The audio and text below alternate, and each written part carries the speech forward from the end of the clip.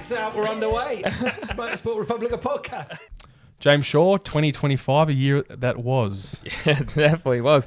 Christmas special. How good's this? We're very festive again in our Christmas sweaters. I can't believe we did this 12 months ago and how quick it's gone. It's, Bro. another momentous year in the Motorsport Republica family. Yep. This is a celebration show for all our fans, and everyone at home has had a great year like us, with us. So we really appreciate you all. We're going to go over our top moments. We've got bold predictions, Motorsport Christmas wish. Yes, Shav. and then the highly anticipated number one ticket holder will be announced tonight. So stay tuned for that. Yeah, and it's exciting. Yeah, it's really exciting, mate. Thank you for an amazing year, and it was a momentous year, and for us, big growth year. So bigger and better things for 2026, and I just can't wait for it. It's just so exciting, isn't it? Cannot wait. And it couldn't be possible without motoheaven.com.au. They've been with us basically from the start of the pod for a long time. So shout out to motoheaven.com.au. They are the best in the business. We love them, and they've been amazing to us all year. So give them some love if you're in Australia or New Zealand. You can get some of their best quality product stuff there. They're coming up all over my socials actually at the moment. Fantastic. Yeah, and all the love from YouTube, and if you can subscribe, that'd be awesome.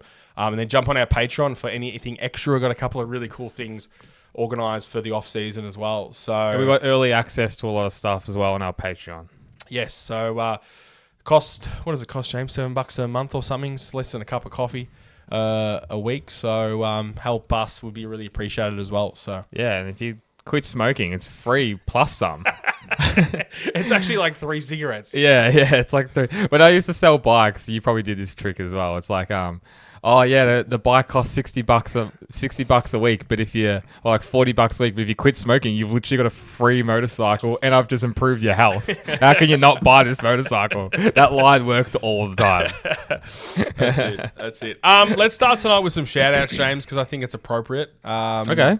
Let's talk about this first, and then we'll jump into our favorite moments of the year. So, guys, we've loved all the social media stuff, all the messages. We may not get back to everyone, but we love it. It is the backbone of our podcast. Is obviously the social aspect of it, the family of Motorsport Republica. That's what we're trying to build. So, just to name a few names, James and I got our shout outs. So, it's called Papa. The reigning number one ticket holder. Thank you for all your help all year. With all your predictions, we'll make that bigger and greater next year as well. So we appreciate that, all that. Desmo 1299, Mr. Dave Superbike Shaw. Thank you for all your input.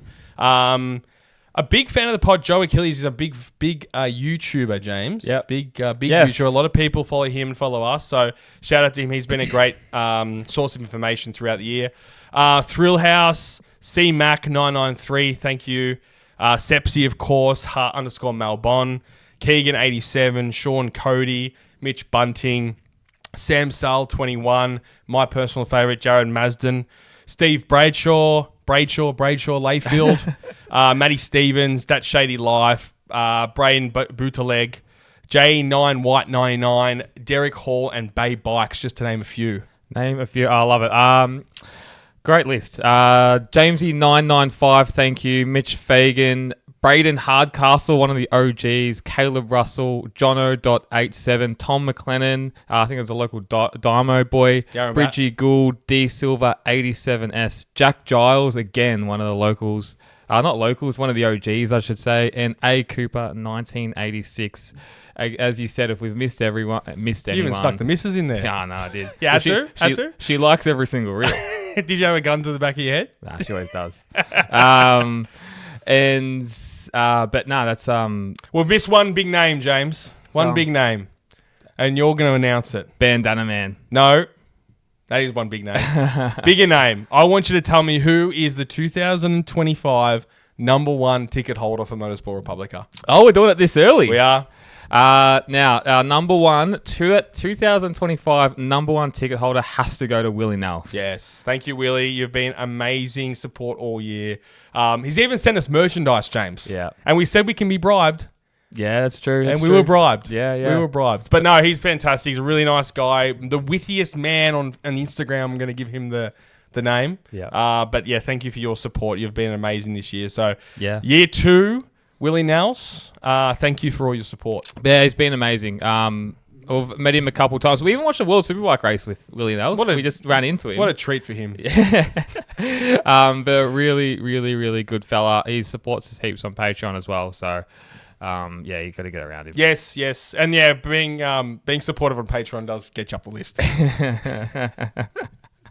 But we really appreciate all the listeners, honestly. It means a lot. When we first started this, we had no idea like what it would grow to, and like it's pretty funny that people just listen to us waffle on about nothing and something at the same time. Pub talk. Yeah, it's a bit of pub talk, isn't it? People want that though. That's our fan base, and that's what we like. So we get technical sometimes, James, but no, we're pretty cruisy. We are pretty cruisy. And I go back and listen to all of our episodes for all the clips and everything, and it's very funny going back and listening to what we do. And it's funny, like you go back to episode 1 and episode 100 and whatever. It's terrible.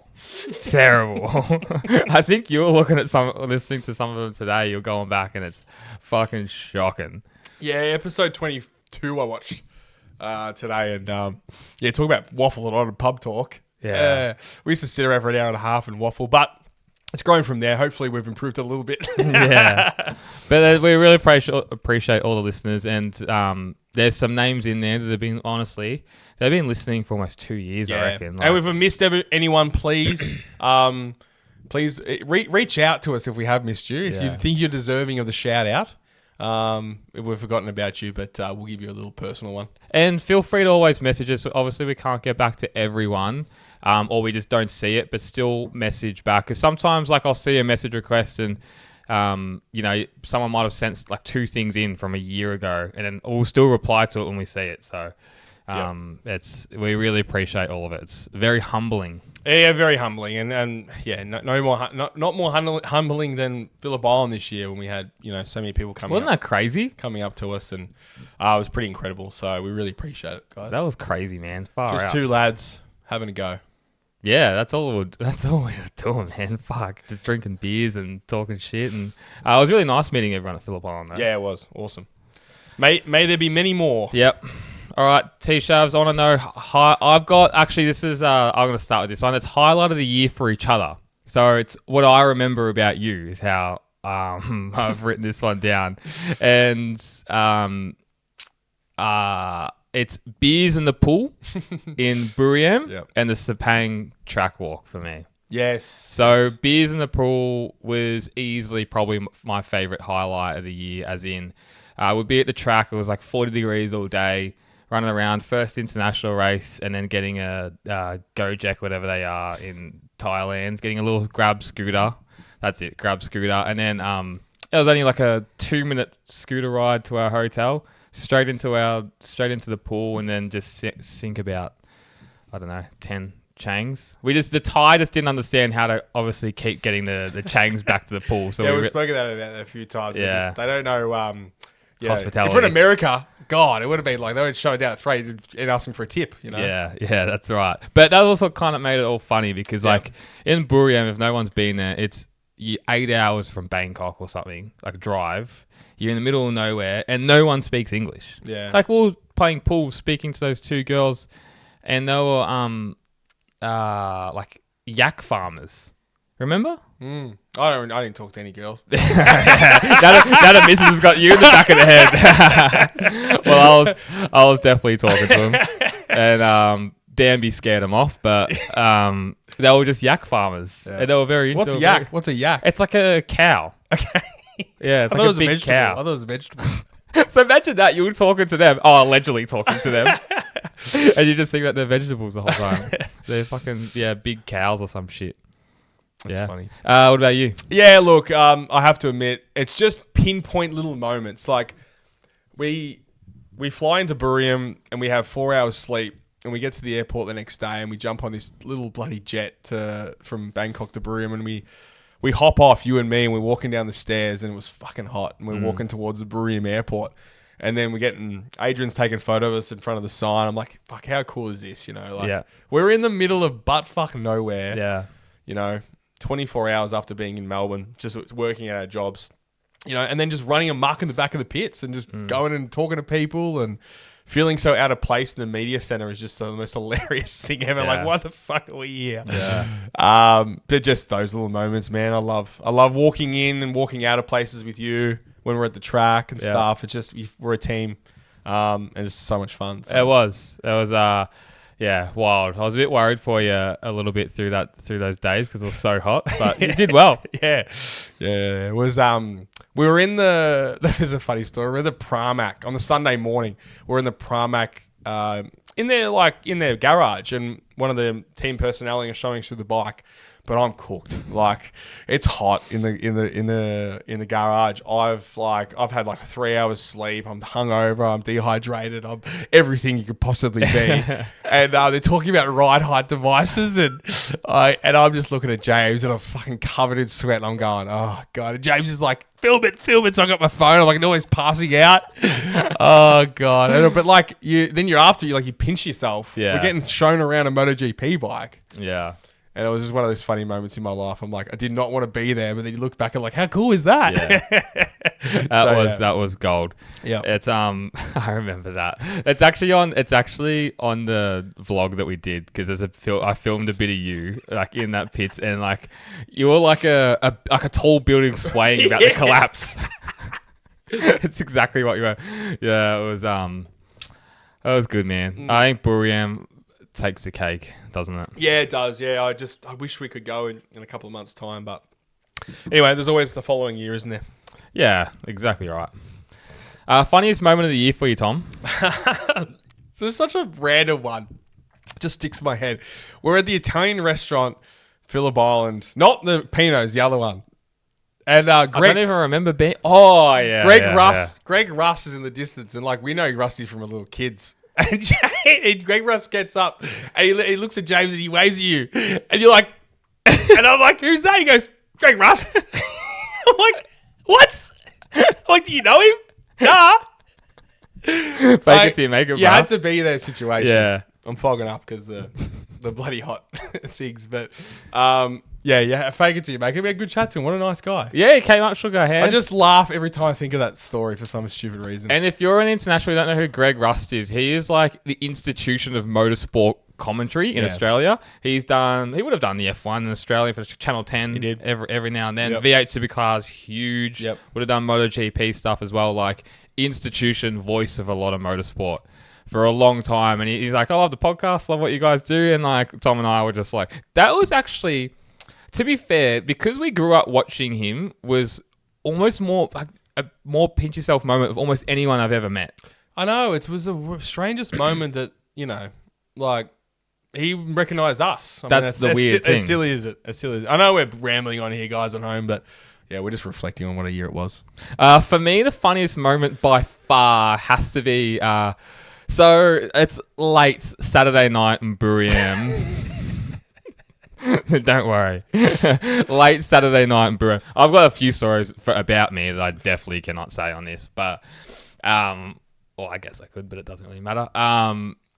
But we're like driving around. We were lost in Buriam, and there was all of us boys in a car. We were in a car. We're in a taxi. Yeah, we're in a taxi. I don't know how the fuck we found a taxi, but we found a taxi. Anyway, we go to this dead end.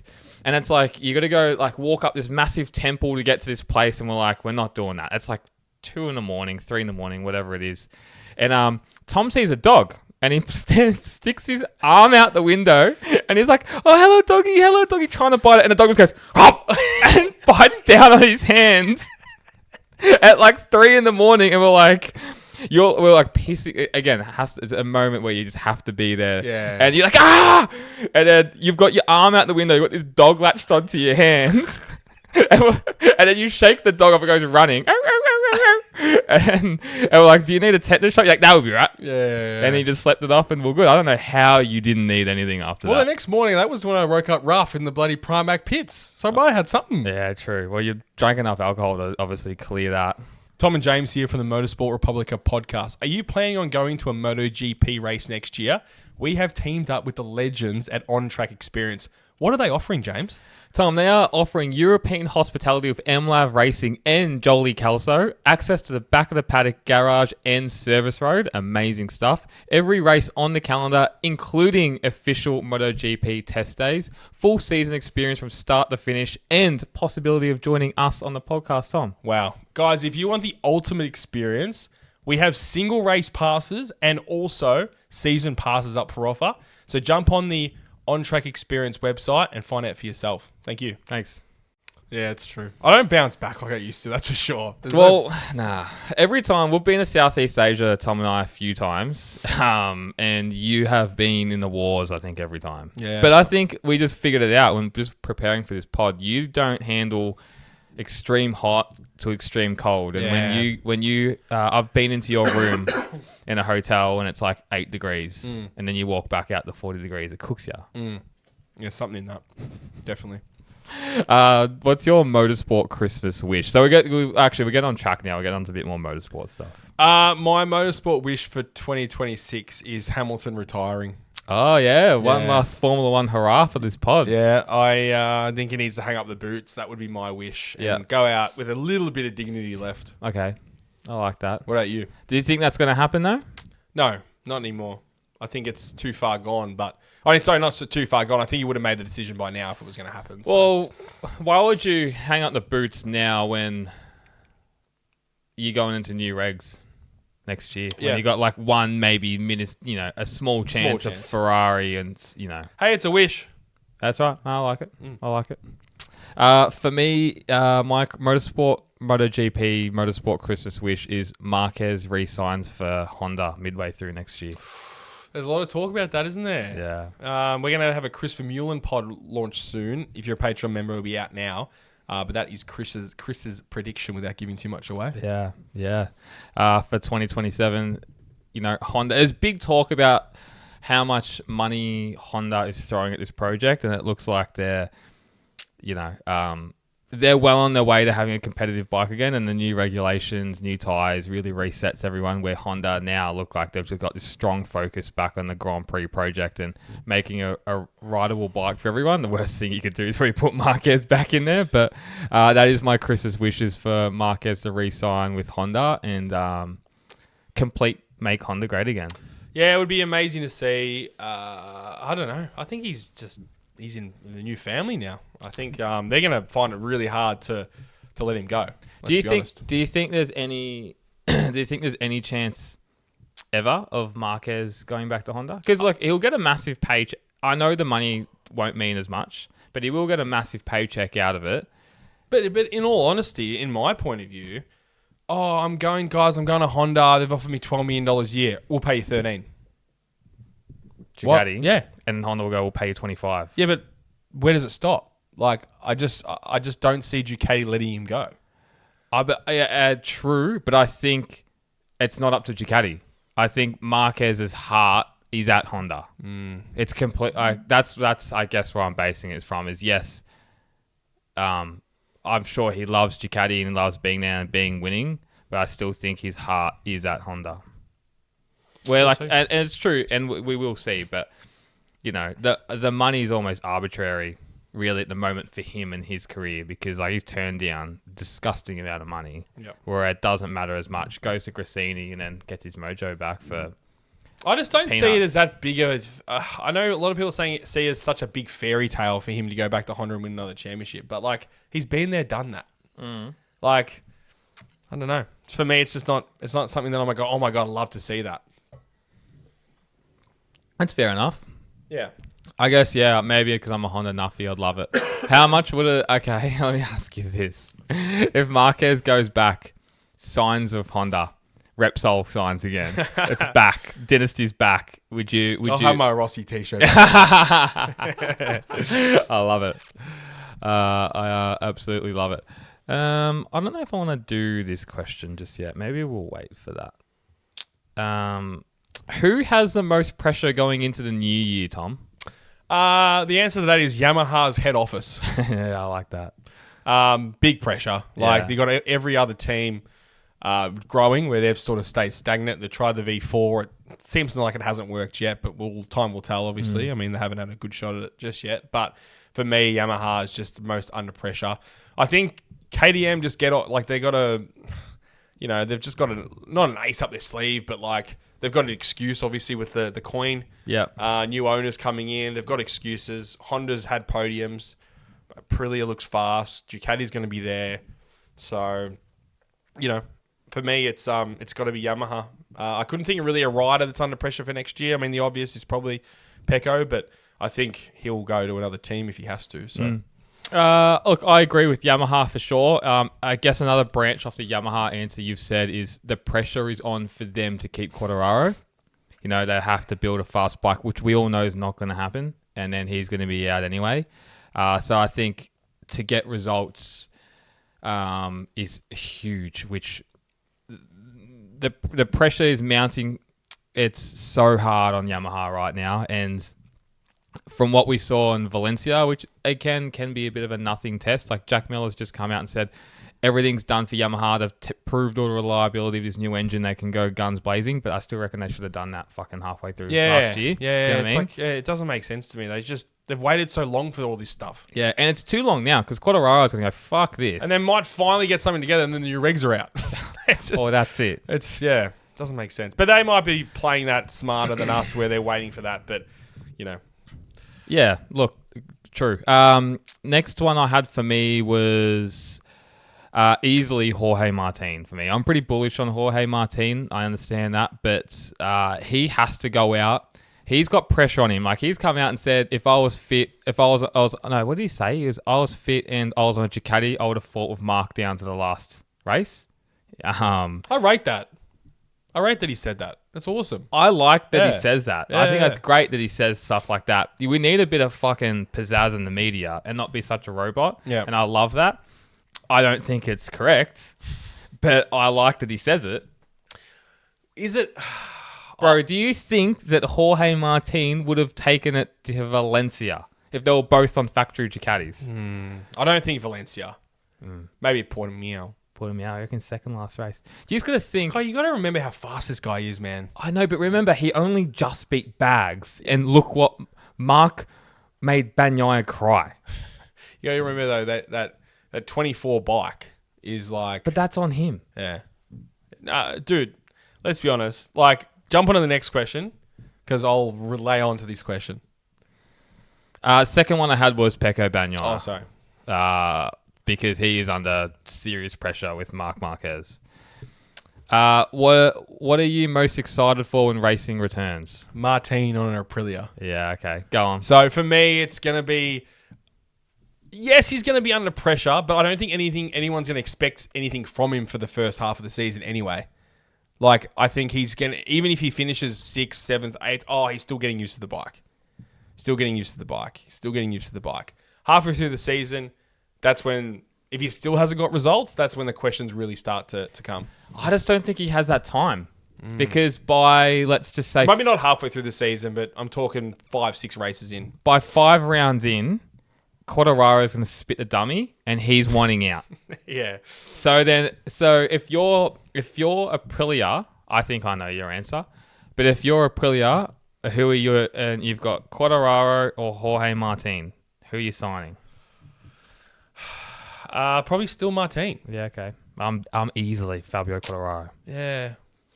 I might be like, I don't know. I think for me, you got a bit of Stockholm syndrome. Martin. No. For me, like Quartararo, and take this with a grain of salt, please. Take it with a grain of salt. But he's just like a 1% overrated for me at the moment. Just a little niggling, little overration. I'm just getting just a little bit. Great at qualifying, yes. And he's outperformed anyone on that fucking bike for a long time. Yeah. I get all that. But dude, like, got to remember, like, Martin qualifying. Fuck, he's the best, the fastest. So, I don't know. I'd still... for me, qualifying really shows the actual brute speed of these guys and how well they can then manipulate a race. Like we said to Chris last week, he said, who's your top 4 riders? He didn't put Rossi in there. I know. That's another hot But as a whole, he goes, but Rossi, as a whole complete package rider, he's the best, Yeah. So, yeah, it's interesting. But going back to your question, I don't know, man. I think we're quick to forget how good Martin is. We're so quick to forget it. For sure. And I think he's like worthy world champion. Beat Bagnaia fair and square. But Quartararo, if he goes to Aprilia, just say Ducati or whatever, and doesn't live up to expectations, I'll agree with what you're saying. But when he was on a good bike, he won a world title. He pushed Marquez in his first few years, and then, as we know, MotoGP has become bike dominant. Yep. And he's easily on the worst motorcycle on the grid. So to see, I'd be picking Quartararo, and I think Jorge Martin, I don't know. I still think the resentment's there. We had a very good chat again with Chris about this. I still think there's going to be resentment there, and I think a team with Bezzecchi and Quartararo is one that could challenge for. I still think Quartararo's won a challenge Marc Marquez for a championship. He does have that, like, it's just hard to see because we forget, but he does have that CUNT when racing. I think Martin will go to Honda. I do. And I think Quartararo. Actually, we'll talk about this in the bold predictions because I've got something to talk about that later. I'm not far off what you're. I'm not far off what you're saying there. What I'm most excited for when racing returns is actually to see Pecco's mindset and how he can find pace again. Was mine. Going up against Marc Marquez, there's a lot of rumors already swirling around, but going up against Marc Marquez, and like the first few races, it's going to paint the picture, isn't it? It really is, and how Pecco is in the media, and there's going to be races and Grand Prix where he's not as fast, not going to be fast, and it's how he overcomes that hurdle. Where you look at a prime example is Marc Marquez Assen has 2 massive crashes in practice, gets like 2 monster crashes. Bike isn't working. He has to somehow ride around this bike, and then bang, wins. I think the sprint. Wins the main race, has Bezzecchi on his ass. Maybe has to, I think he said an Assen, had tyre pressure issues as well. So even had that with 2 massive crashes, sore, beaten up, can ride around everything to win. That's what you have to do. And that's, I think, a prime example of the different mentality where Mark's like, fuck this. Like, I'm working around this and I'm going to make this work, even though, like, he had 2 huge crashes where Pecco's mindset, I don't know if it's not like that. What we've seen, it's definitely not like that. And everything has to be perfect, where Assen for Marc Marquez was far from perfect. So we're going to see that when we go to Buriram. What's the first few rounds? Like Buriram, fucking Coda. Brazil or Argentina or some shit. Well, Argentina's off now. Oh, okay, well, there you go. Yeah. So those are going to be the first few rounds where we're going to really figure out where he's at, because if he's not... But there's still going to be excuse there. We're going to go, they're the flyaway rounds, new tracks. No, I don't think there's an excuse now. For me, I think we're not gonna jump on his back if he finishes not on the podium for the first 5 rounds. Not on the podium for the first 5 rounds, and you think there won't be pressure on him? No. Fuck, that's a huge call, bro. No. Factory Ducati rider. Oh, and I'm talking about Martin.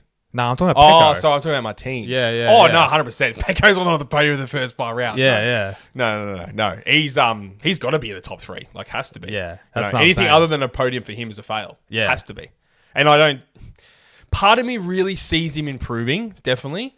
But, dude, there's just so many fast young kids now. I mean, as I said last week, there's 12 guys. There's 15 guys that can finish on the podium. Fucking Raul Fernandez won a race, for fuck's sake. I know. Raul Fernandez. And that Aprilia's going to be so good. You got 4 Aprilias. They're going to be amazing. Plus all the Ducatis. Like Pedro Acosta. That Honda's good. Yeah. Fucking hell. I know. So like, call the doctor. I know. That's so like going up against Mark, a fit and healthy Mark. Like, this is where I'm so interested in seeing Bagnaia's mindset and comes out and wins a championship. It'd be amazing. Imagine. It'd be amazing. Imagine all the Italians back up and about. That actually would bring the Italians back in the sport. If that happened. It doesn't take much for them to flock away again. That's sure, doesn't it? In saying that though, Mugello had like the fucking highest crowd almost ever, I think, didn't it? Yeah, I think so. Well, definitely, yeah. I mean, I don't know. They must count some other fucking figures now for some weird reason. It's like Buriram. Yeah, dude. Like, because you had people like squashed in the Rossi years, and then they had more people for that year. But anyway, Who knows? Buriram had 250,000 people for the weekend. I did not see. There was not that many people. I'm telling you. There was no way. How It was many? like 4 grandstands. Will and Buriram, we were, as it's a Saturday night or the Friday night, whenever it was, we went to that big festival thing. How many people were there? I mean, there would have been probably Not 200,000 worth. 10,000. I'm saying there's probably 10,000. You reckon people. there's only 10,000? Yeah, 10,000 people is a lot of people. I guess so. Like we're all in the one big mosh. There wasn't grandstands and stuff to all squash true. them in. There's a fucking lot of people. Yeah, you're probably right. It's probably around 10, 15. Well, think of Marvel Stadium 40,000. I think it wasn't half of Marvel. I reckon it was a quarter. That's funny how guys always like, that's how we work out. Bro, watch your World War II documentary and they're like, 700,000 people dead in 3 days in the 7 7 MCGs. I'm like, fucking 7 MCG people. 700,000 people died in like 3 days of World War II in one of the battles. Like crazy. Which battle? Stalingrad, I'm pretty sure. Oh, yeah. Fuck, you would have watched a few docos on that. Oh, yeah. You would know everything about that now. Yeah, 100%. I don't want to say this one either. Your personal MVP of the year doesn't necessarily have to be a champion, Tom. Massimo Rivola. I like that answer. He just faced so much stuff through that year. Martin to Honda, he didn't let him go. He built the bike. Bez put him front and center, and he was probably the star of the second half of the season. Raul Fernandez wins a race on the Trackhouse team. Dude, massive praise. Yeah. The budget would be small. The heart would be big. Yeah. Massimo Rivola. Yeah. You're my MVP. Love that. Yeah, good. And he moved heaven and earth. To get Jorge Martin. Didn't help him too much. No, it didn't. But look, I mean, but that's what you got to do. You can't. You do that deal that. every day. There's no regrets. You got to do that deal, and it wasn't his fault. It wasn't his fault. He sent him to the moon. Yeah. In testing, and then the crash in Qatar, the motocross accident. I mean, the triple threat, man. Triple threat. Yeah. Yeah. For me, my MVP, it has to be Mark. It just has to be. Like, coming back from that injury, the emotions of winning that championship, 5 years out of it, everything that we saw when he was with Honda, how bad it was, all the dark days, how many times he tried to come back, came back too quickly, all the surgeries, and I just thought, just the mental capacity to come back, and then to, be on the brink of retiring, and then to go, fuck it, I'm going to go to Gresini, take a massive pay cut, take a chance, put your ego aside to go to this like family-run team, get third in the championship, and then to be like, fuck it, we're going balls to the wall, and then dominate a season like he did. Just didn't even give anyone a lick at it. No. Mentally destroyed his teammate. Basically moved all of Ducati just to be around him. They've got now releasing their own Marquez Ducatis, World Championship Ducatis. He's bigger than ever, more fans than ever. Now he walks into his pit box. Bagnaia is all lonely by himself, and Gigi and Davide all around him, loving him. He's got the Ducati flag. He is now Mr. Ducati. I know the Italians won't like this, but it's true. I think he is. It has to be for me. Marquez. Just the comeback of all comebacks, isn't it? Pretty much. And sometimes I feel like we don't talk about it enough. We probably have talked about it a lot, but the past few shows we're like glazed over it almost. Yeah, definitely. I mean, it's a feel-good story for 2025 in all of motorsport, I would say. All of motorsport. It's got to be the best and biggest motorsport comeback of all time.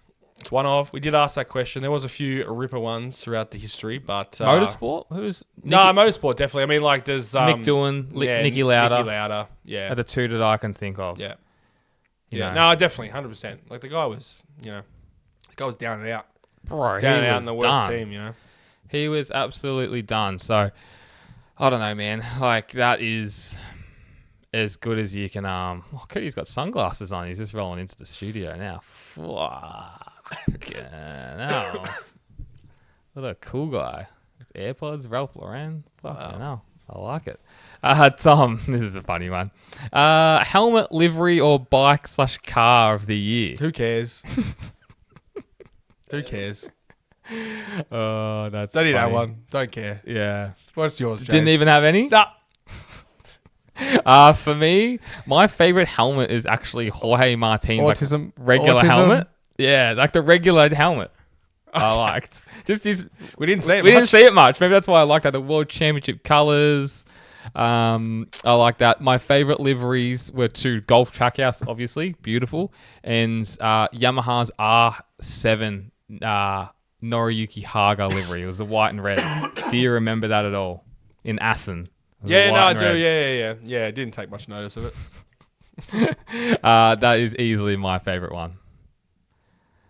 Tom Shabby, like best celebration or post-race moment of the year. It has to be Marquez, doesn't it, in Japan? It's just the most amazing post-race celebration, crying, big screen. In recent memory, I have to admit, it's got to be the best that I've seen. It was emotional, yeah, to say the least. And as we just touched on, so well-deserved and such an amazing season, such an amazing comeback. And to have tears, I love tears in the sporting field, and it just means everything, Yeah. Because as men, we don't cry too much, but when you see that, Save yourself, bro. I cry all the time. You know what he's been through, so. My answer doesn't have Marquez championship at all. I got 3. Okay.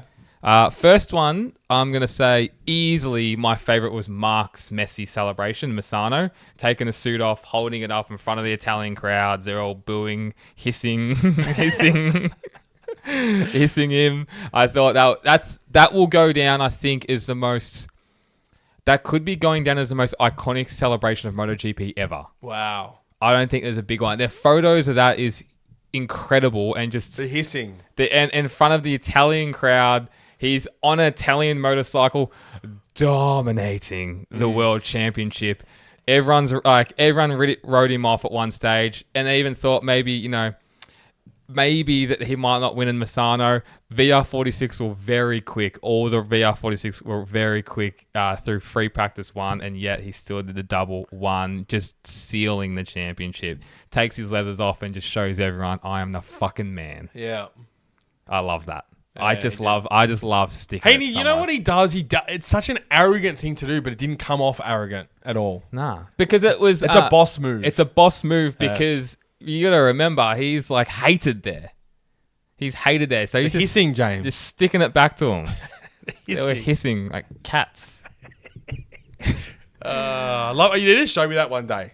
Because I still don't know what you mean with the hissing. Yeah, I'll show you, mate. Don't worry, I'll show you after this.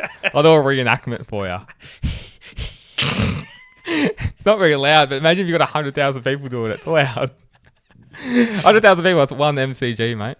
True. On a good day. Second one has to be scenes from Raul winning in Phillip Island. We were there, but I thought post-race moment, he was so emotional. And it's been so many years of him riding in MotoGP to see, the tears, hugging the trophy when he was on the podium with Davide Brivio. Just amazing to see. Well, dude, we spoke to him 2 days before that. That's the most amazing thing of that weekend. And we had a podcast with him, which we're trying to get up. But yeah, I mean, the guy's gone from...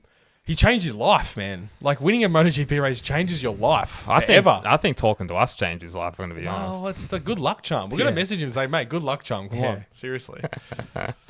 And the last one, of course, we have to say it's Zarco's win. Yeah. I had that as an honourable mention. Okay, good. Yeah. One tooth. And tell me. The tooth. Well, it's the most amazing scene. The mum, we've said this 1,000 times, the mum's never been to a MotoGP race. Unbelievable. The mum's never been to a MotoGP race. The dad rarely comes, okay? He's been to 3. He's been to 3 races. Who's got the tooth? Dad, one tooth. Got the one single tooth. Smile on the camera. Got fucking mum and dad. The Arc de Triomphe in the background. Le Massier. The sold out Le Mans circuit. I mean, the biggest crowd of the year. And he goes out and a Frenchman in the rain wins. Unfucking believable. Yeah, it was. It has to be, the backflip, rain on the circuit, goes out to the main straight, backflip. Can you ask for much more, James? It's cinema. It's cinema. It is cinema. And the French just do it so well. They're so patriotic. We fucking love it. Yeah. And they get around their riders. They get around their country. Yes. They didn't do much World War II, just touching on that. But they're lucky they had us. But they did very well with the patriotism from there. Yeah. Well, I think we spoke about it the week of the French Grand Prix. The Le Massier, a.k.a. Brisbane Lions theme song, is... a song for the people. It's not about the government. It's all about the people. Yeah. That's why they get around it. For us, Yeah. You know, like I still get around it, but Yeah, it's not emotional though, is it? it's not like I actually wouldn't mind looking up what it all means. T Shavs, most chaotic moment of the season for you. I didn't have that. Sorry, James. Fuck's sake.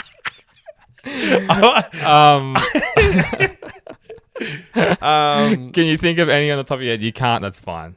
Chaotic moment. Oh, I think Coda probably in the Good answer. Yeah, Coda with Mark and Bagnaia. Yeah. That's when we're talking about when Bagnaia lost the championship. It was there, Yeah, for sure. Like, oh, you're running off. I'm gonna run off. It was the right decision in the end, but that was just chaos, wasn't it? Absolute Everyone knew chaos. what was going. Like the problem with Dorna and the FIM and whoever makes the rules, there's no clear cut message of what happens in these situations. No. So everyone's just wondering what the fuck happens. Like you're like, oh, they're gonna start the race with bikes still on the grid, then they have to get the bikes off, and they red flagged it. Like, and they've changed the rules like 5 times in the last 5 years about that shit. So everyone was so fucking. Who knew what was going on? The only person that knew was Mark. I know. Fucking smart. Crazy. He must have read the fucking rules at his bedtime stories or something. I thought an autistic person would do that. Wild. Yeah. Wild. Great call. And that was my first answer. Was the Coda bike swap, and that was when I first said to you on this podcast. I'm telling you, that was a weird thing Bagnaia said about Mark saying, I'm only going to copy him, and just gave him all this credit. And I was like, what the fuck? You're fighting for a world title with him. Now, I've used this so many times, but Lorenzo would never have said that about Rossi. Rossi would never have said that about Lorenzo. Like, no fucking chance. Most chaotic moment as well, all of Le Mans. The whole race was chaos. Yeah. Everyone going down. Jack Miller could have won that race. Zarco winning. Just all the bike swaps. If Marquez could catch... remember Marquez thinking he could catch Zarco and he couldn't. Just everyone going down. I think Bags might have crashed. Yep. And that was like probably his first crash maybe of the season just then before it all unraveled. Because you remember that chaos in Coda, he won the race. I know. Bags won the race. And then Mark crashed. Yeah, then that's right. And there was extra chaos to it there for sure. I didn't even think about that. It was a great call. And just an honourable mention was Pecco's. It's when we got something really good to talk about. We touch each other. Pecco's engine smoking in Japan. Yeah, that was strange, wasn't it? It was made no sense. And then Mark was behind him about to win the title, and it was like, is he going to drop oil? Then they're both going to go off. Is Pecco finally going to win a race, and his bike blows up? Sepsi's in our ear saying it's a fucking conspiracy. Yeah. And in saying that, we had a podcast with there's a I'm going on a fucking ADHD weave here, but there's a former world champion, very notable, that thinks there's a conspiracy in Factory Ducati. They slowed down Bagnaia. Yeah. And a very credible source have told us that. Yeah. And we don't. We didn't get off camera. We should have got the answer off camera, shouldn't we? Yeah, nah. No. We like the mystery though. I wonder who it is though. No, it's paint $1. It's Italian origin. Yeah, it is. But how many Italian world champions have there been? Agostini. It doesn't count. Moto2 versus MotoGP back then. Valentino Rossi. Pecco Bagnaia. There has to be more than that. Why are we... That's it, isn't it? What, am I going crazy right now? Did we have this... Right now, we have it, and then we just forget like 3 people, and then everyone comes after us. Curdy, are you able to just list us, please, how many Italian MotoGP /500cc world champions there have been? Because, the main MotoGP, not Moto2. Don't confuse the man. Giacomo Agazzini, wouldn't he be... What's he, like a 750 or some shit back then? No, he was on a 999, and they're all in fucking 444s. Why is that so funny? Because the Ducati actually is a 999, James. He was on an MV Augusta. He was. Go. It's 250s. No? That- No, okay. Max Biaggi on 250s. That's 1957. Who was that, sorry? Libero. Libero. Yeah, okay, yeah. Umberto Mazzetti. Anyone from like past 1980? When we're live. 1980.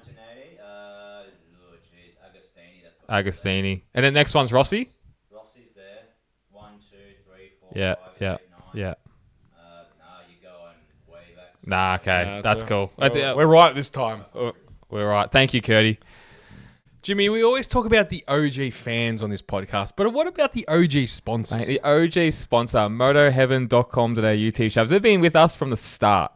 The absolute start. How good's that? They're amazing. Amazing organisation. They are the best. All orders go in the draw to win $250 gift card every month, T-Shav. So you can spend anything at motorheaven.com.au and you automatically go in the draw to win a $250 gift card every single month. Amazing. There's no excuses there.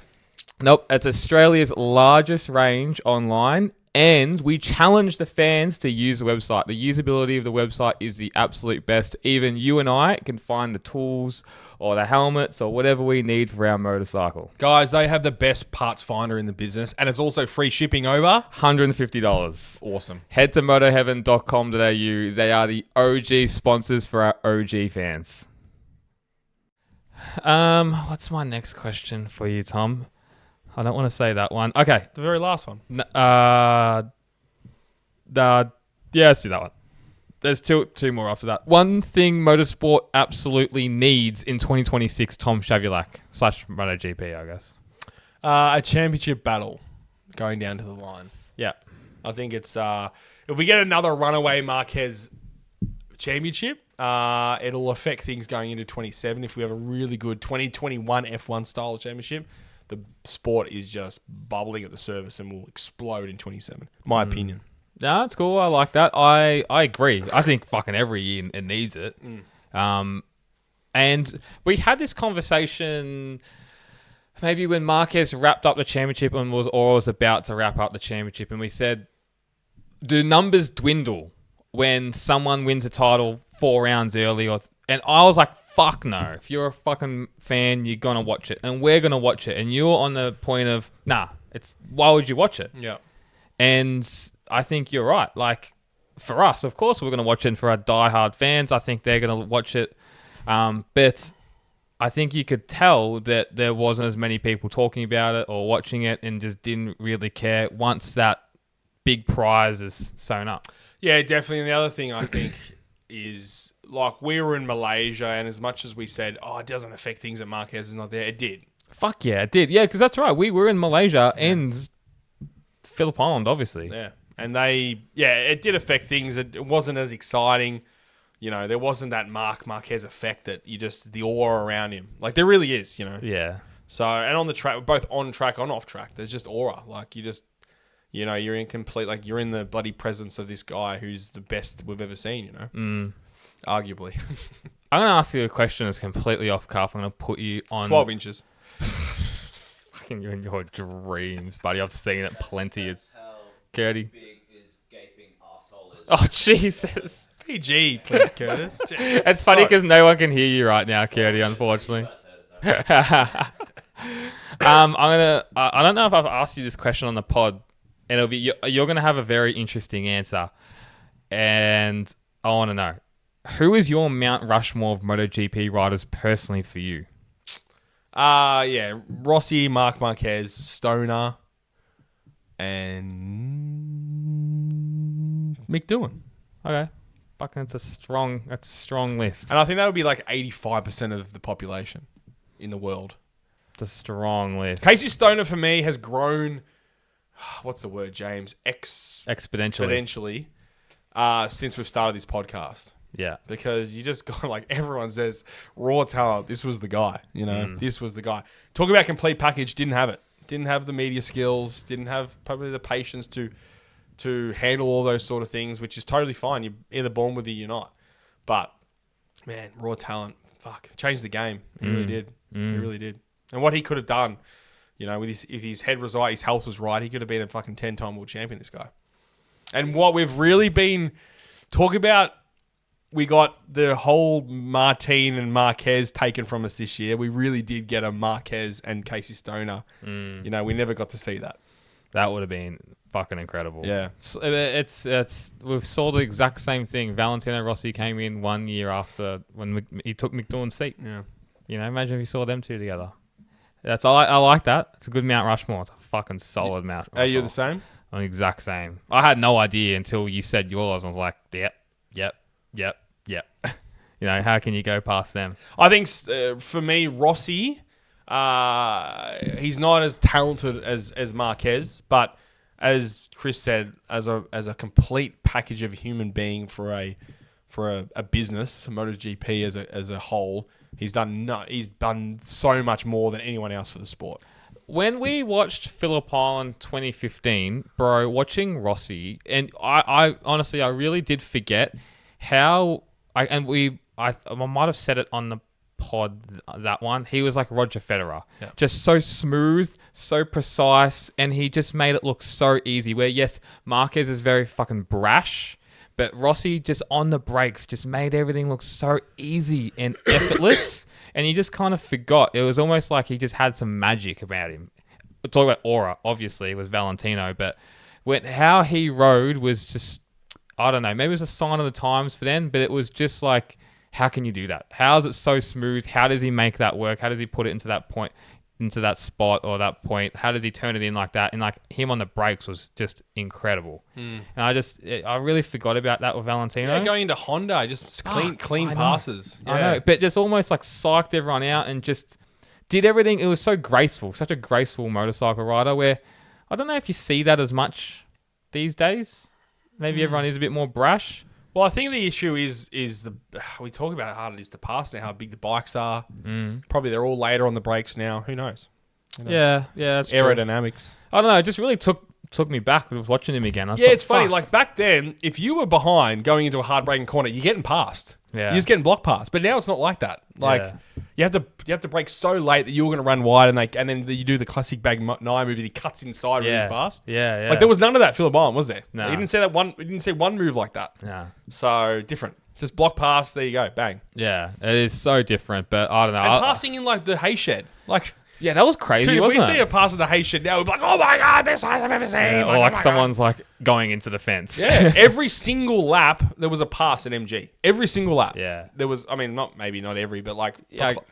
pretty much in that top 4, someone was getting passed. That doesn't happen now. So.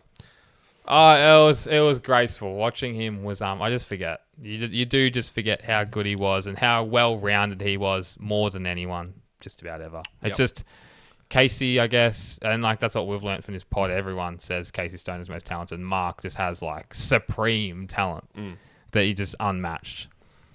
One bold prediction for next year, Tom Shavilak. Well, I've got 4. You're doing a James Shaw. So this is what's going to happen, in my opinion, rider swaps. Oh, I like this. So Martin is going to sign with factory Honda. Quadraro will take his seat at Aprilia. Bagnaia will take his seat at Yamaha. And Acosta will take Bags' seat at Ducati. Yeah, I like that last one. I get that. That's what's going to happen. That's one big bold prediction. I like it. Wrap it up. Put a bow on it. Give it to Santa. I don't know. I just see Bags in blue, man. You've said it. You've said it for a fucking long time now. No, I just see it. I see it's like, Rossi's done it. Bring him back to the promised land like Rossi did all those years ago. Who knows? I just see it happening. No, I like it. If you were a betting man, T-Shav's bets, what's that paying? Couple of hundred. Yeah, probably. Couple of hundred. Ask you what you're going to put on it. No, a couple of 200 to 1, I'm saying. I think it's for all those moves to happen, I don't know, 50 to 1 maybe. I think all those moves can happen. The biggest one, look, the strong rumors obviously of Costa going to factory Ducati, but I think they're all pretty plausible. Is just the hard one for me to see is Bagnaia to Yamaha. I can see Bagnaia choosing VR46 for La Familia over Yamaha just because of La Familia. Like when Bezzecchi chose VR46 over Pramac. But it just depends on what weight is a factory ride versus a non-factory Well, ride. I think it's huge. You're right. Like it is huge. The money's there. Going into 2027, that gives your what you're saying a lot of credibility because the Yamaha might have something cooking. We don't know. And I think going into 2027 new regs, you'd want to be on a factory bike, but like, do you trust Yamaha? No. But no, you don't. But where else is he going? Yeah. Yeah, well, that's how I look at it. I'm like thinking to myself, well, I think we all agree that inside information that Acosta Ducati looks certainly nearly done, or if it's not already. For me, where does he go? VR46, non-factory. He can't go to Aprilia. He's not going to go to Honda. He's not going to go to KTM. Who's gonna? If you would rather Quartararo over Bagnaia? Yes. Yeah. Yes. If you're like 100%. Aprilia or Honda or something. Yeah. 100%. And it's age as well. I mean, you're picking Bags is not old. Trust me, he's not. He's only 26, 27, isn't he? He's young, but no, I think though that age group below is just that's where the stars are. You know, So Quartararo, Martin. Who's the second best rider on a grid for you? Martin. Okay, yeah, that's cool. Yeah, I just think he is. I've always loved him. I think we forget. Like even going all the way back to Moto 3 days. I know it doesn't mean anything qualifying, but bro, that guy in Moto 3 that year, I think he had 21 fucking pole positions or something crazy. I mean, there's just talent. It's just raw talent there. Like Quartararo is doing it on a fucking terrible motorcycle now, though, qualifying. he is. He is. Didn't have a good sort of last half of the season though. No, you're right. Yeah, and Yamaha were fucking Yeah. atrocious. Yep. Who's third?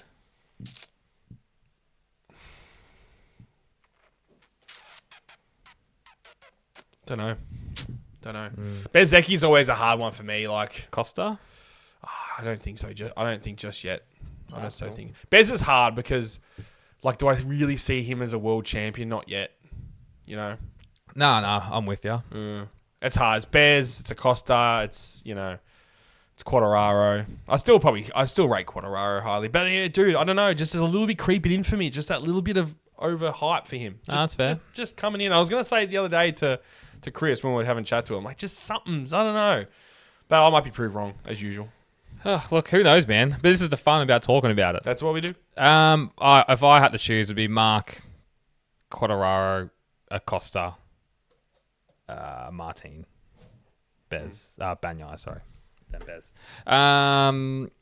One bold prediction for me. Fuck, we've been on a weave this podcast. One bold prediction for me is Diego Moreira to have multiple podiums. Wow. That's my bold prediction. Wow. Sprint, obviously. No. Grand Prix, I'm talking. Mate. Look, it's only two. It's only two, and it could be two wet, crazy races. That's my bold prediction. There's something about this kid. There's something about Honda. I think there's going to be multiple podiums that can be had for Diego Moreira. Wow. Very, very fast. I was going to put Top Rack in there, but I don't think that's a bold prediction of him.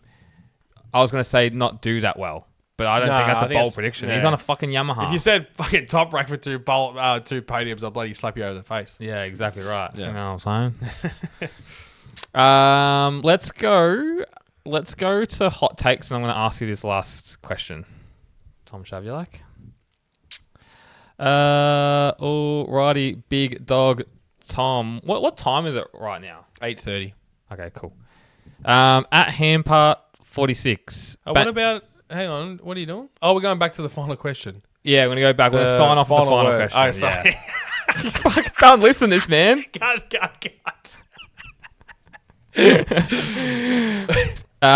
So final hot takes of the year. This is the final hot takes of the year. What a fucking spectacular special this is. Yeah, because everything else is going to be pre-recorded to like halfway through Jan. I think we're right. We're going to do one pod after this, so I'm asking the time. Hampart 46. Bagnaia gets dropped from factory Ducati in 27 at this rate. ... Yes. Yeah, well, yeah, I think we both agree that's more than likely to happen now. Matty Stevens, OG pod fan. Franco to World Superbikes. Morbidelli, 27. Most likely. Yeah, agreed. Graveyard. Yeah, graveyard. Yeah. He's digging his hole right now. Do you reckon Franco will do anything in the World Supers? Yeah. Yeah, I think it'll suit him well, actually. Suit him well. I mean, there's not much competition over there now. Yeah, I'll give you that. Scott with one small V Tech. Ducati 26 is basically a 24. Mark wins championship by a bigger margin next year. Yeah, I don't know. This is such a... And I tried to ask Chris this the other day. This is such a weird question now. It's a 25 engine with 24 aero with a less ride height. It's all fucking confusing. And actually, nobody knows what bike's going to roll out of the Sepang test. Nobody knows. It's V4 Yamaha all over. Yeah, again. we just don't know. So no, I'm not taking any predictions on this at the moment because my predictions have been terrible with trying to figure out the V4 Yamaha. That was like we're like a cult following on that. Yeah. T-Shav's V4 predictions. Yeah, I thought. Anyway, move on. Reigning number 1 ticket holder, Willie Nels. Yes, Will. Go on. Furman, top 2 in 27 with edge grip speed, 850cc character, and Pirelli degradation knowledge. Top 2 in the championship with 27 is a hold take by Willie Nels. Very hot take. He didn't really. He wasn't too good on those tires. Oh, actually, did he run? Was he running Pirellis? In Moto 2. Moto2 Yeah. For both years? I think so. Or do they swap tires halfway? No. Yeah, okay. Yeah, good call. But we don't know what Pirelli's going to What bring. about Morera? Yeah. We just don't know what Pirelli's going to bring. It's going to be similar. Could be fucking so different. We don't know. Sean _Van _Kneekirk 99. Honda will get wins and be the second fastest bike on the grid. Ducati will start the drop off. Like that. Yeah, okay. I like that a lot. Yeah. Second All roads are leading to that at the moment. Yeah. If this was this time next year, my bold prediction will be Honda will be the best bike on the grid for 27. Yep. But they're I'm still not there. Nah, that's cool. I'm not there. Not best bike. No way. For 27. New regs. No, the changes aren't that fucking. They're not huge. It's not. No, we're not changing the wheel here. Yeah, I know, but think about Ducati going from 06 to 07. Yeah, different world now. Yeah, fucking People are getting shot up in fucking Bondi now, James. Man, Different world. Fucked up. That's what that is. Super _silly sausage. Pecco won't win a race in 2026. God, my fucking dude. The devil on my shoulder says yes, but the angel says I think he still will. If he's gonna win, bro, I know that's actually a fucking good take. Does Pecco Bagnaia win a race fair and square, not Coda spec? Well, I mean, bro, I think so. Against Mark, Alex, Furman, Bez, just throw Quartararo in there and a couple fucking Hondas. And Pedro Acosta. But the guy was so fucking retarded last year or this year that he comes in and just dominates Motegi. He'll do that again. He'll do that again. Yeah. He'll do that again somewhere. He'll be in fucking Balaton Park or something, but he'll just have a really good weekend and then drop off. With the flies. He's the flies. They didn't tell him. When they were playing the soccer, they didn't tell him about the flies. Fucking dogs. Bro, Pecco Bagnaia hurts my head, man. Russ Goobs. Fave moment of the year was watching Alex Marquez win at Jerez. The emotion was amazing to see. I fucking like that. We forgot about that. Yeah. It was emotional. First win. Yep. Yeah. In front of all those big home fans on the hill. Incredible. That was For some great reason, to see. I was disappointed with that because I really wanted to see Mark win. But Bro, how's your mindset change? I know. That was crazy. He crashed in that. He did. That was his last big mistake, I think. Well, that was him and Bags fighting for it, wasn't it? That was the year before. What am I saying? Yeah, he did crash it. Yeah. Yeah. He's got some bad memories of that joint. He crashed on the back part on the left-hander. The left-handers of all, man. Yeah. I know. That was his last big mistake, I said, and then he kind of went on the run from there. Like, I think it was Silverstone, maybe, or Le Mans, Silverstone, then went on the run. Frosty.Heats. Toprak will be fast as fuck and will win a race before Acosta. You're fucking crazy. Maybe you're Turkish, got a bit of Turkish bias, I don't know. But I've said it so many times. I'm happy to be proven wrong, but I don't see Toprak doing anything. _Derek Hall. Rossi should have just retired with some dignity rather than run his shit ass VR46 team. I have to throw one of them in. We have so many of them. They're funny. That's rough. It's very rough. I don't agree. One of the favorite moments for Kyle _man3. It has to be Mark running off the grid at Coda. LMFAO. Shit was comedy. Yeah, I love that. There's like points in the season you remember, and that was just such a clear memory, wasn't it? When we had both of that down. Where I was like, I don't know if Tom's going to have this one down. But I didn't have it down. Well, you didn't have the fucking question down. Preparation's key, mate. Preparation's key. I did a fucking DB on that one. Sorry about that. No one will understand that. Harris on RK. Maverick world champion or at least one win for 2026. You heard it here first. Yeah, I like that. Not world champion, but a win. Bro, but how's the different? Nicky Hayden, 1 win, 06. Come on, world champ. You're either a world champion or you're going to win one race. Dude, but don't sleep on Maverick for next year. Don't sleep on him. I'm telling you. Do not. He'll come out and win a race next year. Well, we will need I'm guaranteeing that, James. Guarantee. This is your guarantee. That's my guarantee. Vinales will win a race next year. Fucking hell, I'm going to look back at this. Christmas Special. Fucking clip that, you dog. I hope he does, but bro, on a Tech 3 KDM, soon to be CF Moto. We'll see. Mr_Biff. Aprilia will underwhelm in 2026, Tom. They've had promising seasons before and then been nowhere. Have they had promising seasons before? Well, the thing is with Aprilia, they were just always there or thereabouts. That's the thing. They've never sort of come up to the promised land of being a winning bike every round, which I think they are now. There or thereabouts for the past few years with Mav and Aleix. Before that, they were just fucking, they had like Scott Redding on and Bautista, and they had the Aprilia Cube with Colin Edwards that almost baked him back in the early MotoGP days. So hot bike or something? Caught on fire to jump off it. Oh, that's right, yeah. So, like, this is last year. For me, last year was their first year of having a proper shot, which disappeared in the Sepang test. Last one, _Samuel Sartori. Every manufacturer will somehow win a race next season. I don't know how, but Yamaha still will. Wow. I like that. I don't think Yamaha's going to win a race. If they do, it will be some crazy wet race like I was talking about with Diego Moreira on a Honda, but that'd be great. That's what the sport needs, is every manufacturer winning. When is the last time that's happened? Every manufacturer winning. Curtis? Bro, I would love to say like 2016, but then KTM was in there, and I think everyone won but KTM. I think Suzuki, Yamaha, Ducati, and Honda would have won, definitely, but I can't think of... Maybe like... I was going to say like 500cc days where it was like Honda and Yamaha, but it was still like Kajiva and shit in there that might not have won. Are you Googling it? 2020.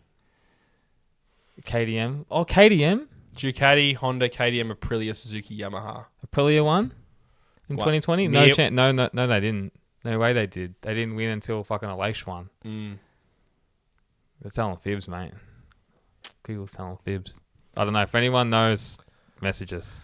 Tom Shavialak, final word on the year in motorsport. One sentence, please. One sentence, James. A topsy-turvy season full of drama, not necessarily on the racetrack. I like that. I like that a lot. For me, a year of domination, only prolonging the changing of the guard. Very well said. Very well said. Yeah.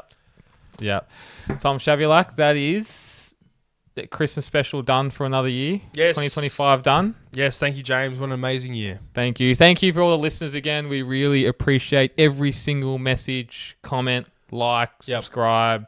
It won't be the last you'll see of us this year, No. but this is our final pod we are recording this year. Yeah, we've got one more coming out for the rest of the year, and then we've got a heap, Tom. We've got a heap of fucking shit coming out of January and Feb. Quite a few special guests. Yes. One we haven't even spoken about on this pod, but we've already recorded, which is amazing. One of the best ones we've done in a long time. Prominence MotoGP figure. Prominence. Every single person listening to this will know exactly who this person is if you're English speaking. Yep. So there's a bit of hype for you. And then we've got a few special episodes coming up as well. We do some fun stuff. Yeah. Some fun stuff that people definitely get around. But Tom, thank you for 2025. Yes. Thanks to all listeners and watchers. We appreciate you all. Merry Christmas. And Merry Christmas to all you and all your family. Yeah. Be safe. Thank you. Love you guys. See you guys.